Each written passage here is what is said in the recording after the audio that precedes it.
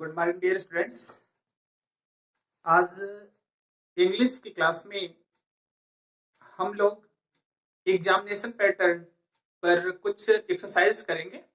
वो एक्सरसाइज जो हमारी है वो रिलेटेड है सिंथेसिस। क्योंकि अब एग्जाम आप लोगों का नजदीक है, तो हम लोग अगर एक्सरसाइज सीखते हैं तो एक्सरसाइज के तहत हमको क्या सीखने के लिए मिलता है कि सारे रूल की लगभग हम मतलब सारे रूल का प्रैक्टिस कर लेते हैं, एक्सरसाइज हो जाता है। क्योंकि आप लोगों को क्लास में सारी चीजें डिटेल में बताई गई होती हैं, और जब हम एग्जामिनेशन की तैयारी करते हैं तो उस समय क्या होता है कि हम प्रैक्टिस करते हैं। जब प्रैक्टिस एक्सरसाइज करेंगे, हम सेंटेंस लेंगे। पिछली परीक्षा में हम देखते हैं कि बोर्ड में किस तरीके के प्रश्न पूछे गए हैं, अगर हम उसको लिख कर रखते हैं, एक्सरसाइज बार बार करते हैं, अपनी एक्सरसाइज प्रैक्टिस सेट में सॉल्व करके रखते हैं, तो इससे क्या होता है कि हम परीक्षा में मतलब मिनिमम गलती होने के हमारे चांसेस रहते हैं और मैक्सिमम नंबर गेट हम कर सकते हैं। तो एक पैटर्न चल रहा है आप लोगों का, प्रतिदिन मतलब कुछ ना कुछ वीडियोस आपको बनाए जाते हैं इंप्रूव करने के लिए आपकी इंग्लिश। तो हम लोग सीखते हैं। आज हम 2015 का सेट पेपर ले रहे हैं, तो 2015 का सिंथेसिस पेपर ले रहे हैं, मतलब सिंथेसिस टॉपिक सॉल्व करने के लिए ले रहे हैं। तो इसमें कुछ एक्सरसाइज आप लोगों को हम बताने चले। अब सेंटेंस हम आप लोगों के सामने रखेंगे और उसको किस तरीके से हम मतलब सिंथेसिस करते हैं, मतलब आपस में जोड़ करके सिंपल कॉम्प्लेक्स और कंपाउंड बनाते हैं, वो आप लोगों के सामने हम रखते हैं। ठीक, तो अब आप लोग सेंटेंस देखिए। क्योंकि हम अंसाल पेपर उठा रहे हैं, इस अंसाल का मतलब एक 2015 का प्रश्न है, समझ लीजिएगा। 2015 में चूंकि 7 सेट पूछे जाते हैं, हर सेट में आपका 2 सेंटेंस दिया जाता है, 2 में से आपको एक बनाना रहता है, तो इसी को आपको सॉल्व करना है। तो पहला सेंटेंस मान लीजिए हमने यहां पर लिखा the deer was caught. Sentence आप लोगों को ध्यान से लिखने हैं। द डियर वाज कॉट लिखा गया।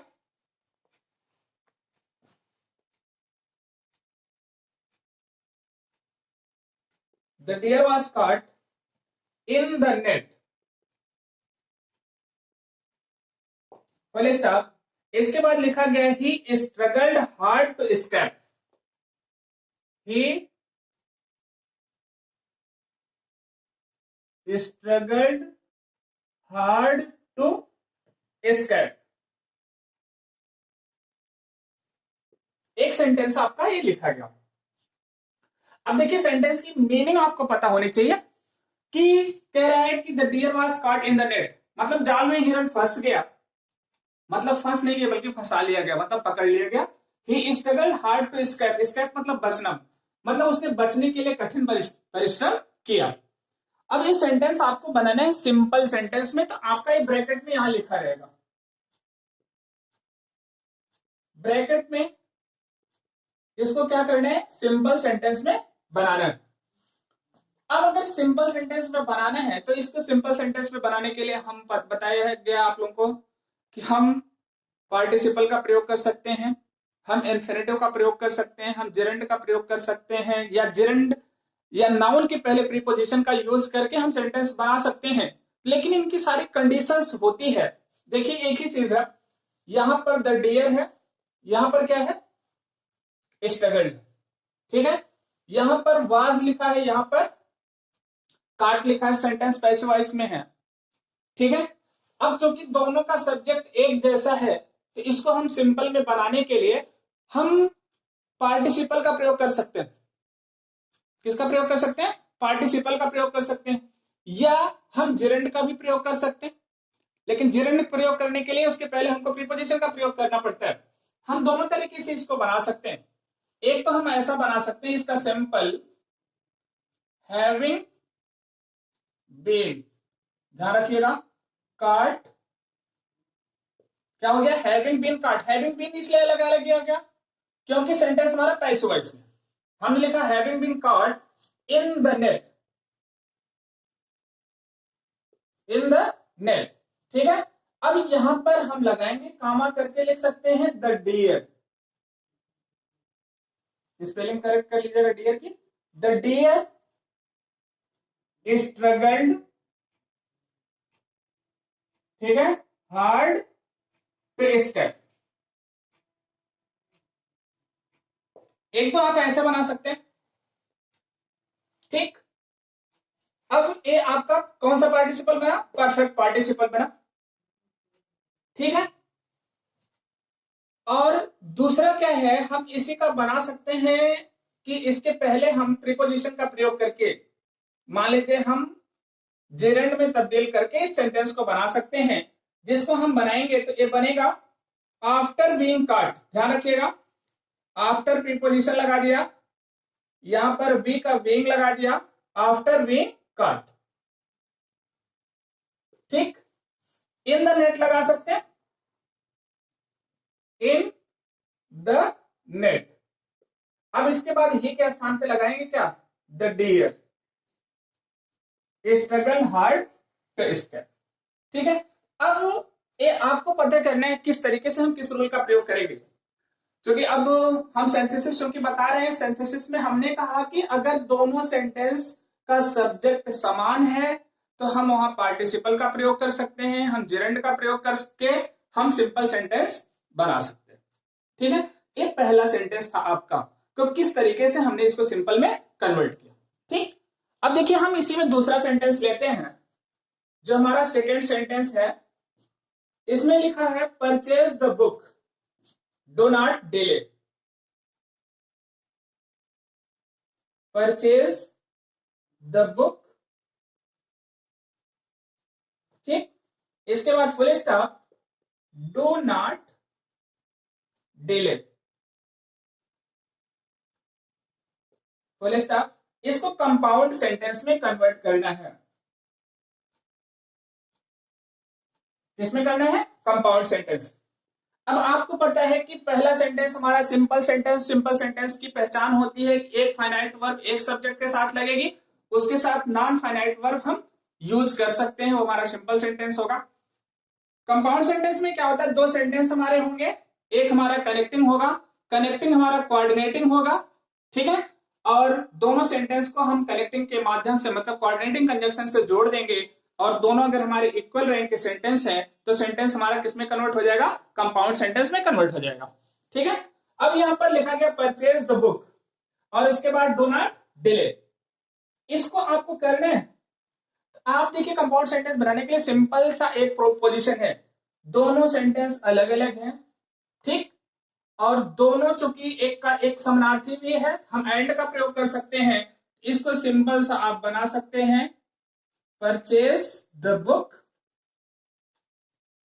ठीक है, और एंड, ठीक है। एंड के बाद आप क्या लगाते हैं? डू नॉट डिले, ठीक है, और देर ना करें, ठीक है। आपका सिंपल सेंटेंस बन गया। एंड लगाते हैं, एज वेल एज लगाते हैं, बट लगाते हैं, ठीक है। ये सारी चीजें हम लगा करके क्या बनाते हैं? हम कंपाउंड सेंटेंस बनाते हैं। अगर मान लीजिए आपको सिंपल कॉम्प्लेक्स कंपाउंड सीखना है तो आप पीछे की वीडियो भी देख सकते हैं, जिसमें कि आपको एक एक रूल अलग अलग तरीके से बताया गया, ठीक। अब हम एक सेंटेंस और लेते हैं, आपको बता देते हैं। तीसरा सेंटेंस है, लिखा है ही is rich, he leads a simple life, ठीक। अब मान लीजिए हम ऊपर वाला सेंटेंस रफ कर रहे हैं, इसके पहले आप लोग इसको नोट कर लेंगे वीडियो रोक करके।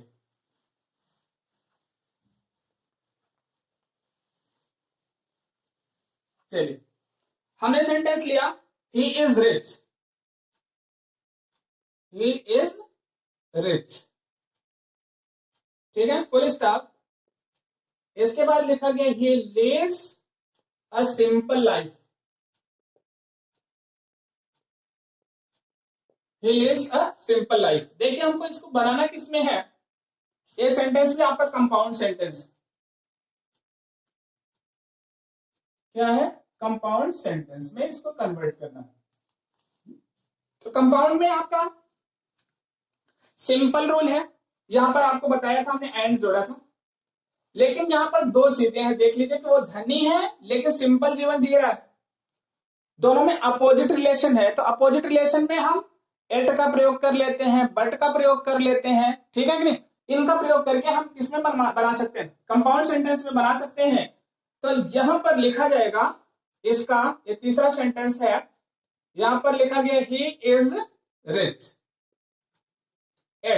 का मतलब फिर भी, आगे हमने लिख दिया he leads a simple life। ठीक है, ये आपका तीसरा सेंटेंस हो गया। कितना आसानी से आप, मतलब है तो 2 नंबर का प्रश्न, ठीक, लेकिन 2 नंबर के लिए बहुत सारे रूल्स आपको क्या करने पड़ते हैं, पढ़ते हैं। ठीक है, अगर इतना रूल आप फॉलो करेंगे आपको आसानी से 2 नंबर मिल जाएंगे जो ग्रामर पोर्शन में आपका आता है। ठीक है, एक सेंटेंस और ले लेते हैं। मान लीजिए हमने फोर्थ लिया, लिखा गया last night it was very hot. Sentence लिखा गया लास्ट नाइट, ठीक है, इट वॉज वेरी हॉट। बोले इसका लिखा I could not have a sound sleep.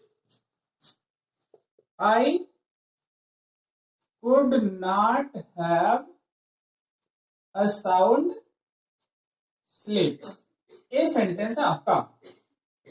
2 चीजें हैं, एक तो क्या है, ठंडी तेज है और उसे अच्छी नींद नहीं आई। साउंड स्लीप का मतलब होता है गहरी नींद आना, तो ऐसे भी समझ सकते हैं कि गर्मी है तो ठंडी मतलब नींद कहां से आएगी। लेकिन आपको इसको कन्वर्ट किस में करना है, ये सेंटेंस बनाने हैं आपको कॉम्प्लेक्स सेंटेंस में। किसमें बनाने हैं, कॉम्प्लेक्स सेंटेंस में। तो कॉम्प्लेक्स सेंटेंस बनाने के लिए हम एज का प्रयोग कर लेते हैं, बिकॉज का प्रयोग कर लेते हैं, सो दैट का प्रयोग कर लेते हैं। तो हम इस तरीके से मतलब इसमें इस सेंटेंस को बना सकते हैं। तो अब क्या है कि कारण है साउंड स्लीप ना होने का कारण शो करने के लिए हम किसका प्रयोग करते हैं, बिकॉज का प्रयोग करते हैं। तो इसका आपको कॉम्प्लेक्स सेंटेंस बनाएंगे। यहां पर लिखा गया I could not have a sound sleep,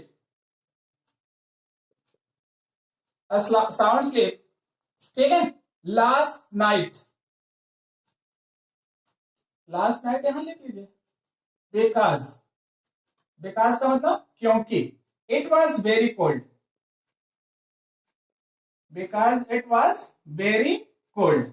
ठीक, अब ये सेंटेंस आपका किस में कन्वर्ट हो गया, कॉम्प्लेक्स सेंटेंस में कन्वर्ट हो गया। तो किस तरीके से हम मतलब 2 या 3 अलग अलग सेंटेंसों को हम सिंपल में चेंज कर लेते हैं, हम कॉम्प्लेक्स में चेंज कर लेते हैं, हम कंपाउंड में चेंज कर लेते हैं। ये रूल्स आप लोगों को बुक से पढ़ने हैं। बाकी हम एक्सरसाइज में आपको इसको बताएंगे किस तरीके से हम इसको जोड़ते हैं आपस में या इसका सिंथेसिस करते हैं।